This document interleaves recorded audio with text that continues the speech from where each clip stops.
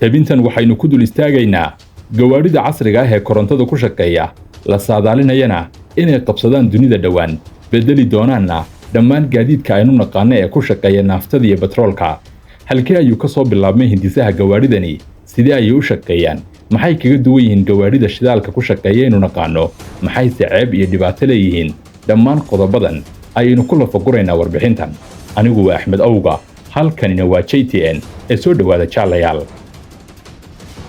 1834 ayaa la arkay gaarigii ugu horreeyay ee ku shaqeeya koronto ama charger waxaana xilligaasi hindisay oo farsameystay mooto uu lafihiisa ugu socdo professor u dhashay Holland oo la odhan jiray Simbraster Transit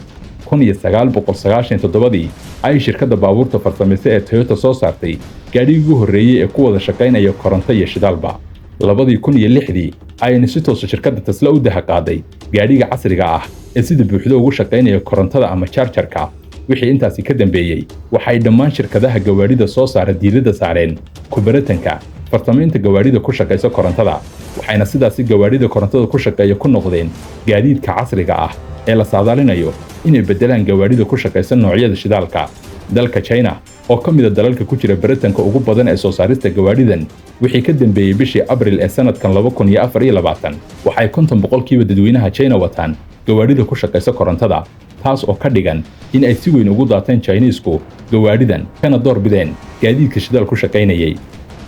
gaarigan ku shaqeeya chargerku waxa uu injiinkiisu isticmaalaa koronto ka dhalata lakabyo baytari xidhiidhsan oo gogla sagxadda gaariga kuwaas oo dabka siinaya deynabooyin istaabanaya oo leh minus iyo plus ishardiga danabyadaasna ay ka dhalanaysaa shaqada gaarigani gawaarida ku shaqeysa korontadu waxay kaga fiican yihiin kaga riixanayaan booska baabuurta shidaal ku shaqeysa waa inay ku amaanan yihiin qodobada ay ku jiraan kharash yaraan oo baabuur korontadu kaaga u baahna kharash aad geliso iyo dayactir aad ku samayso sida baabuurka shidaalka uma baahna service aad geliso saliida aad ka bedesho iyo isbarbaarta aad u raadiso oo garo waa sida teleefanka kolka aad soo iibisa laga bilaabo kaliya waxa uu u baahan yahay charger bes saliida bariiga kaliya ayaad ku shubaysaa kolka ay inqanto waxaad ka raadsanaysaa shidaal aad raadiso iyo safaf aad u gasho kaalin shidaal mana jiro kharash dambe oo kaaga baxaya shidaal oo sida aad teleefanka u dabayso baad isagana u dabaynaysaa ma laha guux iyo gariir toona oo waa qardhim aamusan waxa uu si toos ula falgelayaa tiknoolajiyadda casriga ah isaga ayaana si automatic u bixinaya adeegyo badan oo looga baahan yahay gudihiisa waxaana jira baabuurtan qaarkood oo iyaguba iswada sidoo kale waxa jira qaar ku shaqeeya solarka cadceedda oo dusha kaga xidhan yahay gawaaridan korontada ku shaqeysa waxa ay dheer yihiin gaadiidka shidaalka aynu naqaano in ay leeyihiin cimri dheer waxaana la sheegaa in gaarigan korontadu uu cimrigiisu gaadhayo 6 ilaa 10 sano oo uuna waxba noqonaynin ilaa ma jiraan bira islisaya saliido isku xarkagaya filtaro caburaya iyo uruq kala daadanaysa midna bidqabka hawada ayuu gaarigani qayb weyn ka qaadanayaa maadaama uuna ku sideynaynin wax qiiq ah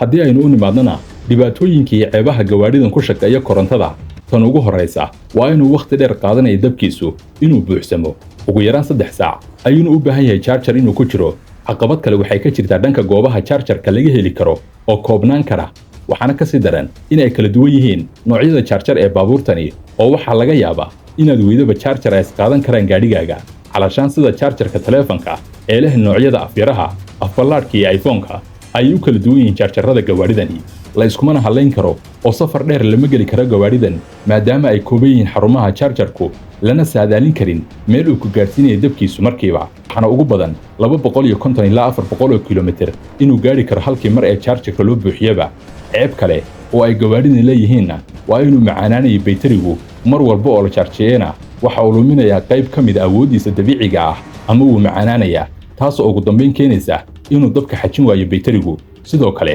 waxa adag inaad si fudud ku hesho beddelka baytariga ama farsamayaqaanka bedelaba ugu dambeyn jaalle haddii aad ka heshay warbixintan like inoo saar kana dhiibo faallada maanka aad ku hayso sidoo kale jaalle subscribe inoo saar channelkan YouTube wax weyn ayay nooga dhigan tahay mahadsanid